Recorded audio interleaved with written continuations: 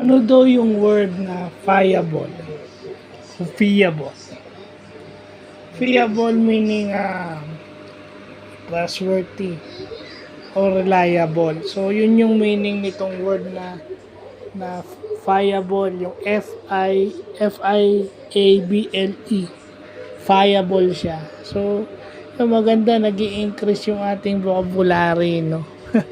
Maganda at nag-i-increase yung ating vocabulary na meron tayong nalalaman na bagong word, no? Kasi kailangan talaga mag-increase yung ating English vocabulary kasi hindi naman tayo linguist o multilingual. So we must enhance our English vocabulary and construct sentences in English, I think more efficiently, increase English proficiency both written and verbal.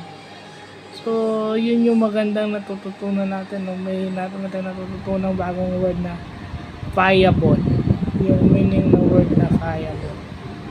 So yun lang po.